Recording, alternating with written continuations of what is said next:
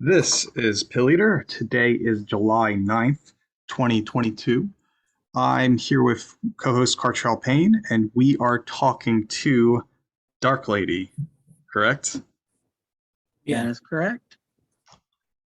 Um, Okay. Cartrell, you introduced me to her, so why don't you lead on this? Yeah. Well, what made you want to get into like I guess you could say the sex industry? Like, were you influenced by something, or did you have like a repressive childhood, or Who didn't? Well, there are a lot of answers to that question because there's a lot of layers to what I do. Um, on the practical end, I'd wanted to be a writer, and I was briefly married to someone who brought home a copy of a tabloid called the TNA Times, which he said stood for Travel and Entertainment. And my husband at the time said, "You said you want to be a writer, give these folks a call." So I called him and became their proofreader. And then that evolved into becoming a columnist and reviewing videos. And eventually I was hired by the opposing team, which was Exotic Magazine, which was a much nicer publication and had a glossy cover. And we had a lot of creativity going on, which was lovely. But as a young person, I wanted, or as an older person who had been a younger person, I wanted to do something that helped create a safer world on the sexual plane for young people, especially, because that really hadn't been my history. So I didn't want people finding out about sex on the street or, through some unsavory manner.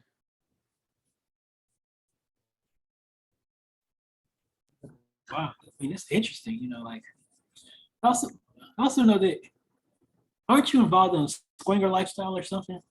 With what? Oh, I said, are you involved in a swinger lifestyle? I'm not really a swinger, but I do identify as polyamorous, which is another form of ethical consensual non-monogamy. I have two nesting partners that I live with, and everyone has the right to expand beyond that if they meet someone that's compatible, and try to keep communication open and go from there.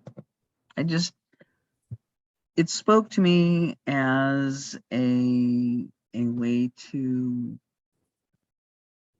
construct a relationship, I guess, because I see each one as unique, and each person I meet I line up with in a different way.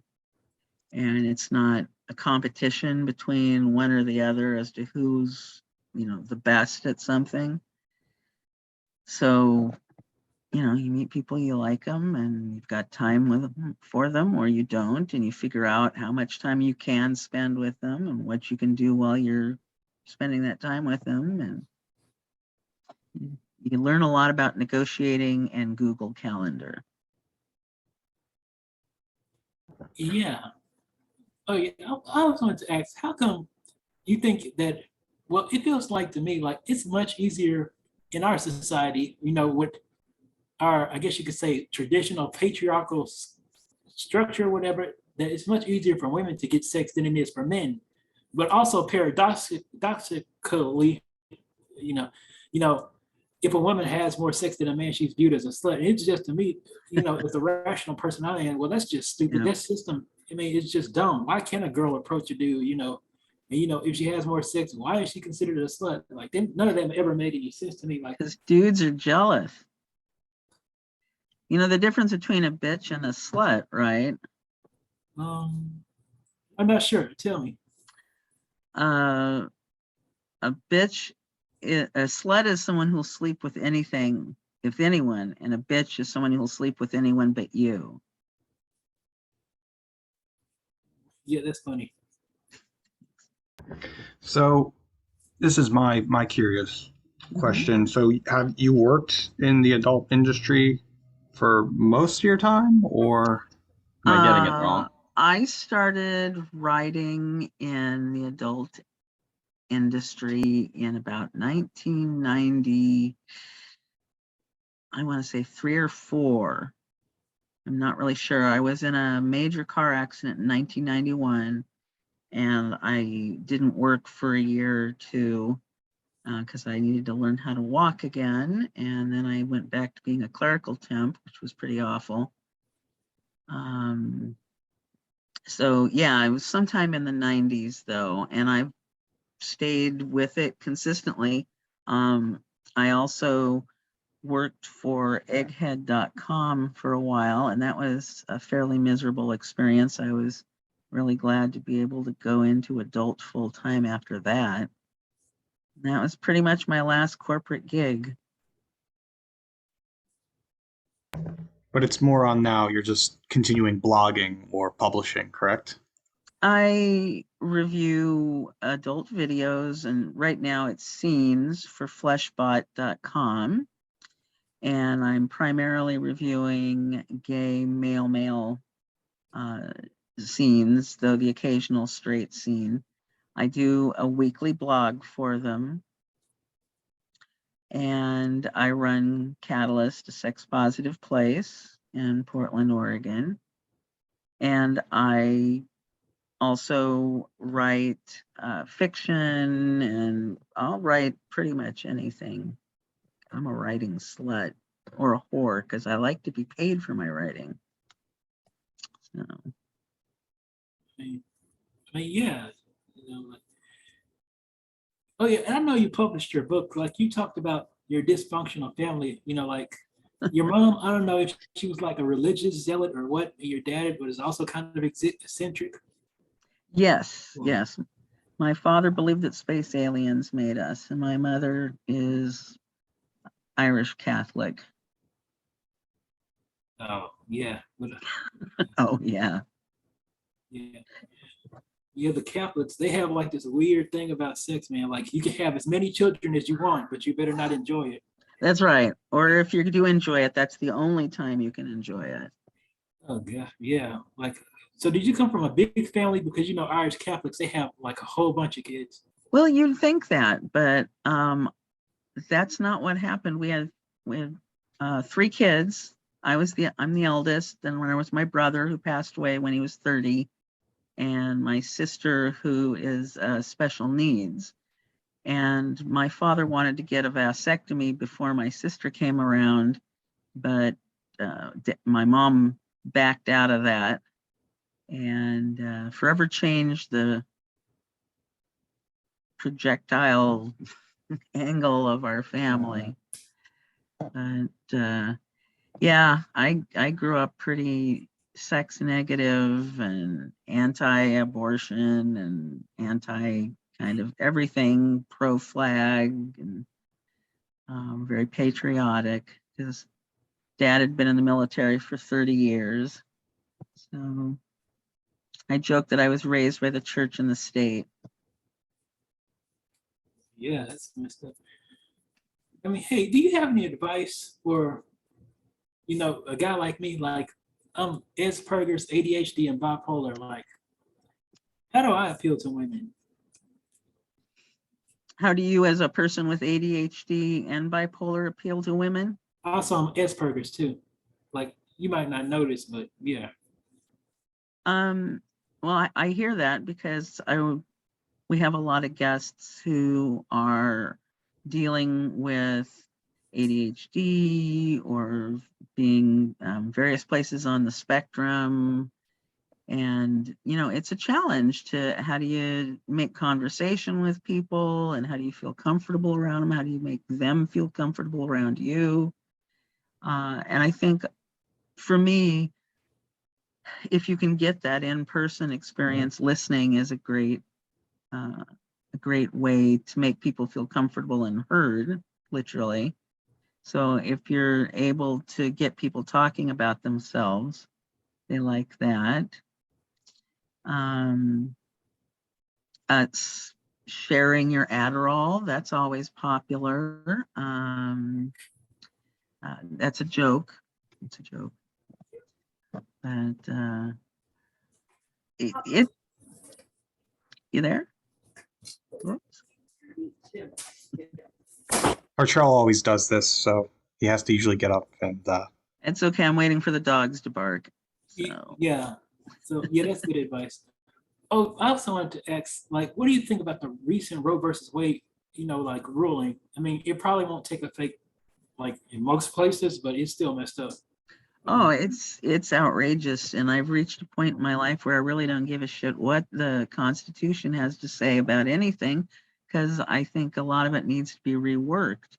I mean, whether we like to admit it or not, the founding forefathers were largely slave-owning, uh, patriarchal white men who, had their own way of viewing the world, and they never thought of half of what we're doing. So to say, oh, well, you can't have abortion because, Thomas Jefferson hadn't thought of it or didn't approve or whatever is ridiculous, because they didn't approve of a lot of things that we consider to be fundamental rights now. But that's my concern, is we're going to start eroding those because you can't find something that says, oh yeah, well, you do have this right.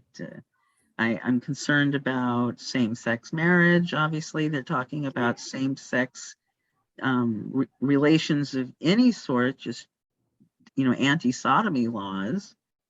And this outrageous concept that they would criminalize contraception, which was what I was afraid of, was where we were headed. And I was told I was being ridiculous by someone from, some far right website that I can't remember the name of.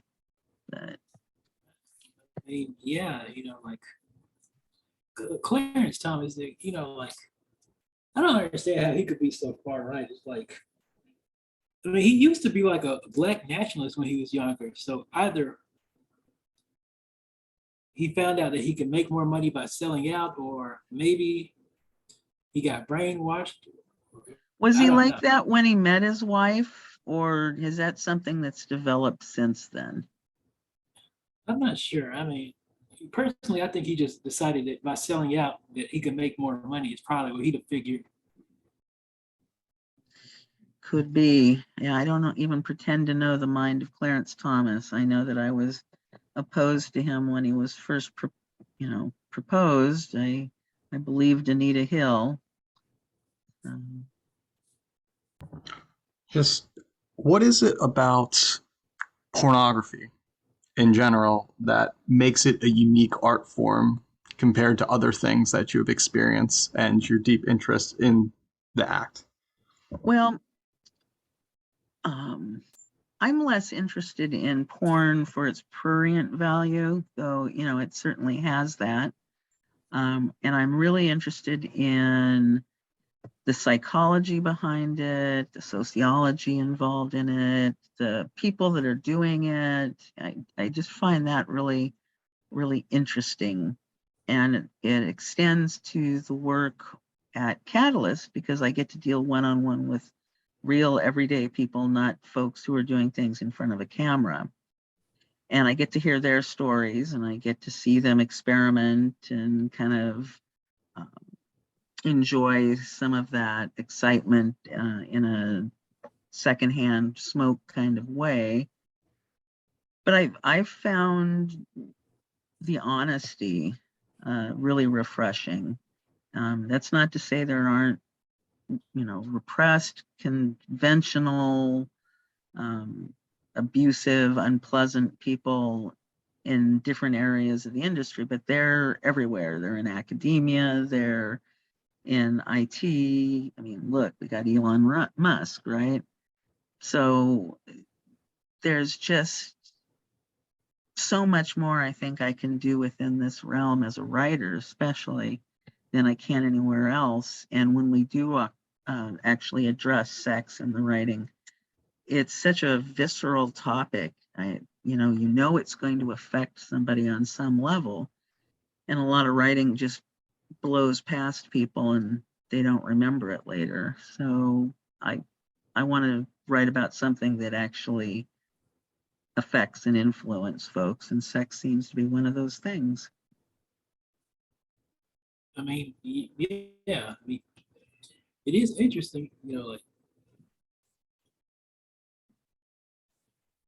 yeah, Well, and it's related to relationships too. So a lot of people separate sex from relationships, and you certainly can. You can have sex recreationally, and plenty of people do. But that creates a relationship too. You have some sort of relationship to the person you're intimately involved with for, the 3 to 30 minutes that you end up spending with them.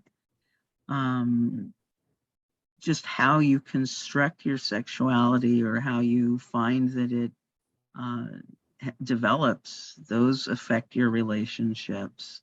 So they're intimately involved. They're not.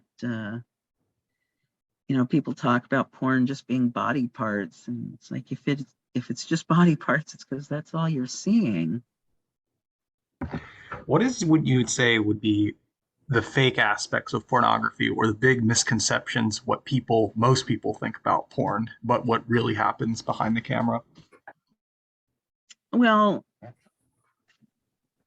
there are a lot of things. Things are getting better for one thing, and that is not a misconception. I think that as more women and people of color start taking control of their own content, they become less liable to hook up with people who will take advantage of them. The cam culture, I think, has been really good for performers. You can do it at home, you can do it on whatever time works for you, and it provides a much more personal experience for both the visitor and the performer alike. The whole idea that it's full of women, especially who have been sex trafficked, is really an annoying myth that we wish would be retired permanently, but it raises a lot of money for people. I mean, yeah, you know, like, yeah, in the industry, like there were some scandals back in the day, like Alexandra Quinn and, like Tracy Lords. Yeah. Oh, there have unquestionably been genuine scandals, though. With Tracy Lords, she faked all her paperwork, and what's that?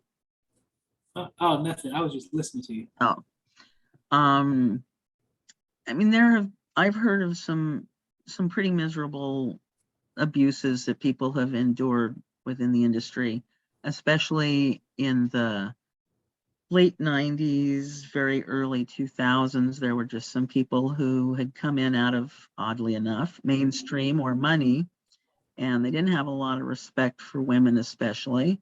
And they just started throwing money at these young girls who didn't yet know what their limits were. So they found them out real quick.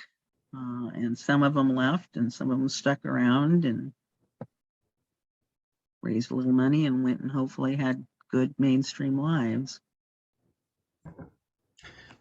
It seems like there's now a generation of porn actresses from, let's say, 90 to 2000s in the last 20, 30 years who are either retired or some of them are still holding on to the industry. Would you say that it's an even stat, or there's more people who still work in the industry even in their 50s to 60s now? Oh, I think most folks have retired by then. But you've got your Nina Hartleys and you've got your who is working these days? I've been watching gay porn so long I don't remember who's straight anymore or even bi. Sexy Vanessa is Oh yeah, I love in her. her 60s. Yeah, I got to interview her. a couple weeks back, I had an interview with her. Yeah, she is a colorful person. Yeah, oh man, she's got a background. Yeah, so you about the gay porn thing, like, Uh, how does that interest you as a, a polyamorous woman? well, I don't know that the polyamory enters into it so much as the fact I like guys, which may be a sign of mental distress on my part, but it's true. So when I watch gay porn, I get 2 or 3 times as much of what I I like. And I think that men have more um, unrestrained, uninhibited sex with each other than they do with women, and that's kind of enjoyable to watch. I wonder if it's like the same thing, with like some straight guys who watch like, lesbian porn. Except so much lesbian porn is not lesbians. So I don't know. I mean, maybe they don't really want to see lesbians have sex. Maybe they just want to see straight girls pretend to have sex with each other. But that's changed. I mean, there now are a lot more female performers who work together because they want to, they like girls, they like each other. I think that's a real step in the right direction. I mean, yeah. Is there Like much? Brie, yeah. I mean, I'm sorry, like Card. Brie Daniels is a bisexual porn star, Hmm. and trying to think of somebody else. Who else? Well, she's not active anymore, but Gina Fine was bisexual. Hmm. Yeah, boy, there was a real bisexual niche for a little while in the late 90s, and it just kind of dried up. It mostly became, these kind of cheap Czech and cheap Brazilian uh, compilations, and they were, good, but they weren't great. Yeah, it seems like bisexuals really don't have like a lot of porn movies that they can watch. It's either gay or straight. There's not really a Right. bisexual market. Yep, not as much. So Would you say that there's much more passion in gay pornography than in straight porn? far more. Like, what are some of the more details or examples in that, in the history of it? Well, I think part of it is the whole physiology of having sex in front of the camera and the psychology of having sex in front of a camera is different for most cis women than it is for most cis men. And I've heard that some female performers feel that they they have a harder time having a genuine orgasm in front of the camera, or it's something they kind of want to save for special. So we don't necessarily see the real thing. Whereas when I'm seeing a couple guys together, I'm much more likely to be seeing a genuine orgasm. I mean, Though yeah, though ejaculation does not necessarily equal orgasm. yeah. It's a lot harder for women to like orgasm than it is for men. Takes more work. And since 9/10 of most straight porn is spent sucking cock, that's not a lot of attention to getting the woman off. I mean, yeah, but porn mostly appeals to straight guys anyway. I mean, let's Well, keep that's what I've heard. That's what they tell me. That's what a lot of women have heard. I think that probably, regardless of societal influences, straight men would be the most likely to be interested in heavily, explicitly erotic imagery. But I think that if we weren't, told from childhood that girls aren't interested in that sort of thing, that we'd see more women openly express an interest in it. It's a generational thing, and I think that we'll see much healthier sexuality, hopefully, in generations behind us if we can pattern it so that they can grow up with it. I mean, yeah, female sexuality is different. Like I once read this statistic. I'm not sure how true it was, but it said like more men masturbate than women. I'm not sure if that's due More to like men, I think more men admit to masturbating than women, and I think that how we define masturbation is important. So yeah, we're just starting to investigate this whole sex thing. Yeah, and of course, it's easier for a guy to get off masturbating. Like, I mean, it really doesn't take much for us to like get a hard on. We just watch a girl on TV and it's on like that. It's true, though girls can have little accidental mini orgasms too. You never know when your gene seam is going to line up just right, or you're going to be on a motorcycle that vibrates at the right speed and rhythm, and so we Or have the washing machine is like I've heard. that requires jumping up on top of something. That's frightening. What are some of the strangest people or situations you encountered in your blogging career within the adult industry? Some of the strangest people were probably the folks I met through Fetish Magazine, and like Fakir Musafar, I met through friends. He is kind of the grandfather of the modern primitive movement. And I met some of his followers, Joey Strange. I remember when he hung from hooks during an AVN awards dinner. That was, it really separated the men from the boys, if you will, because that was hard for some people to look at while they were eating. Wow. Wait, what happened? He was doing a hook suspension from a frame with whole bunches of hooks in his back so that he would hang up. Ouch. Yeah, that's kind of painful. Yeah, I know a lot of people that do that kind of stuff. So, Wow. Oh, so would you ever shoot content, like on OnlyFans or for a studio? I would consider it. I did something for Pain Toy about 1 million years ago. I was a top in an SM scene, and I've been an extra on a Wicked set, but that was a long time ago as well. So I have no objection to it. I just don't know if there's that much call for a Darklady OnlyFans.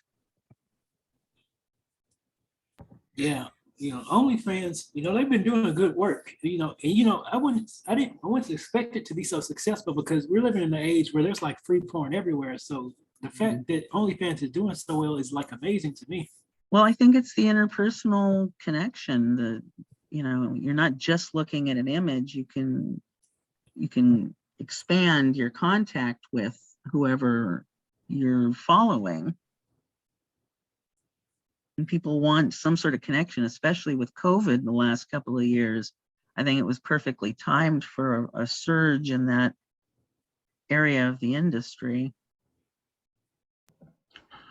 Are there OnlyFans models that like actually get with their people that they say, because the myth or what's always has been is that they're looking for connections. I was always curious whether if there's OnlyFans who basically meet up with their actual fans and then maybe they would have intimate relationships and actually go with it than say the quote unquote simp myth. Well, I think they call those bordellos, and Yeah, they're and I legal know this.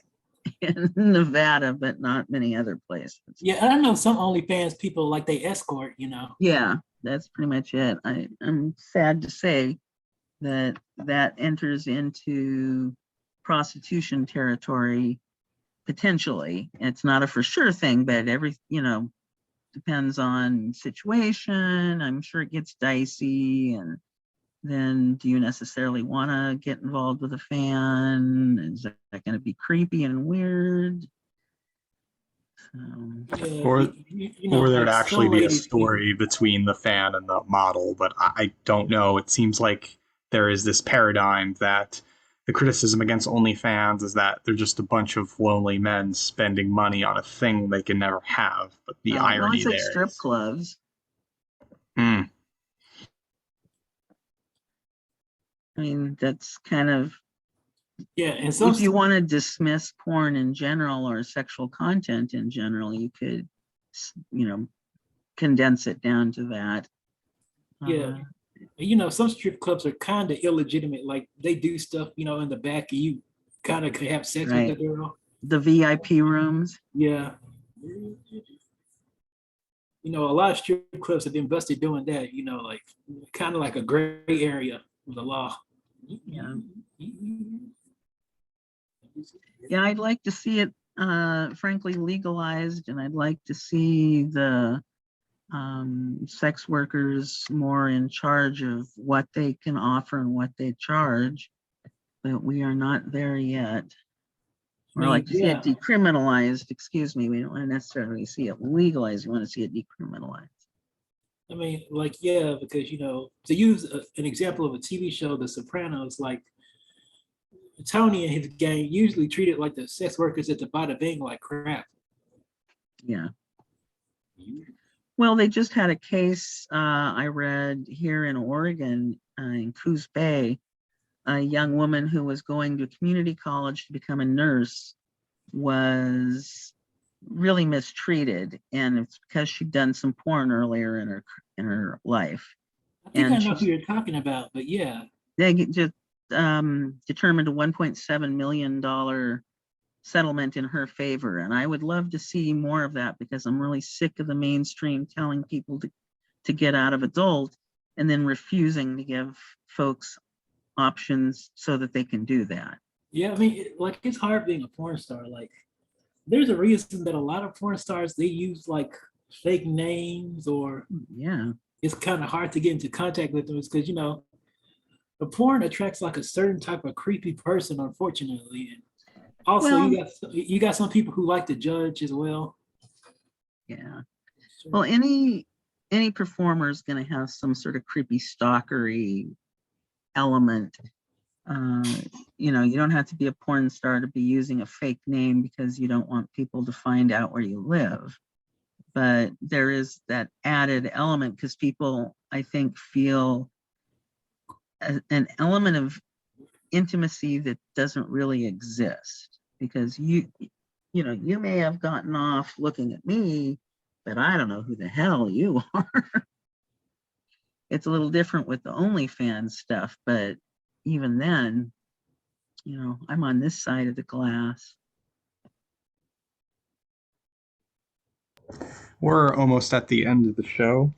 Darklady, is there anything you'd like to add on, or future projects that you're working on? Well, I'd like to encourage people to visit the catalystsexpositive.com website and check out what we've got going on. I have a website, I have a domain, darklady.com, but it is currently unoccupied with content. I'd like folks to look for me on Fleshbot. The more times you click on that article, the more times people think you're reading it, and they will love you for it. I will love you for it. Cartrell, is there any last questions? No, I think that's it. Like, I think we did a good job overview. All right. Thank you, Cartrell, and thank you, Darklady. Sure, thank you. It was a very pleasant experience being on your show. This program is brought to you by pilleater.substack.com, and as well as youtube.com/pilleater and all Pe.Cast associates.